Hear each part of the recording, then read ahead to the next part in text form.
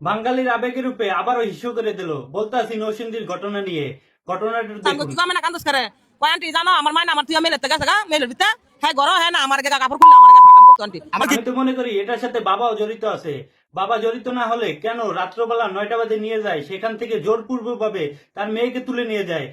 তারপরে বাসায় এসে সে নাক ডাইকা ঘুমাইতে থাকে, কিন্তু সকাল 9টা বাজে যখন দেখে মেয়ের লাশ পড়ে আছে সরিষা খেতে, তখন যাইয়া পুলিশকে বলে এবং কি সারা দেশের মানুষ জানতে পারে। আমার কি মেয়ের বাবার সন্দেহ হয়? এই আপনার সাথে আমাদের সন্দেহ হয়?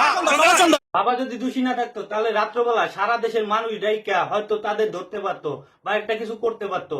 কিন্তু বাবা কিছু না বইলা সারা রাত গেল, সকাল 9টা বাজে নাকি তারপরে মেয়ের লাশ পাইলো। এটার সাথে তো বাবাও জড়িত আছে। বাবা কিন্তু 2017 সালে একটি খুন করে জেলে যায়, সেখান থেকে কিভাবে ছুটে আসে জানি না।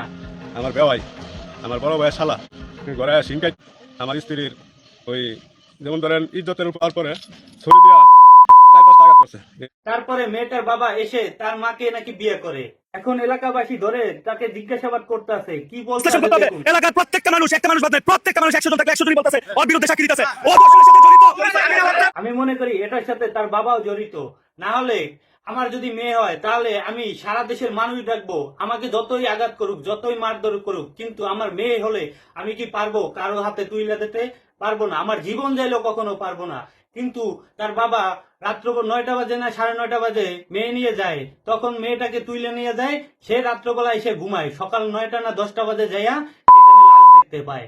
আমি মনে করি এটার সাথে তার বাবাও জড়িত। মেয়েটার বাবা আগেও দর্শন করতে গিয়ে ছুরির আঘাতে একটি মহিলাকে মেরে ফেলে। এই মামলা আমরা বহুদিন জানতে পারছি। এই মামলা আমি সরকার আপিলে পাইছি। আমার কোনো লোকজন আছে না। আমি মনে করি এটার সাথে তার বাবাও জড়িত। না হলে এটার সাথে যদি বাবা জড়িত না হয় তাহলে কেন এই কথা বলবে বা এলাকারবাসী জিজ্ঞাসা করার পরে এরকম কথা বলবে? আমি তখনই বুঝতে পারছি যে মানুষের আবেগের রূপে সে শিশু কর্তা।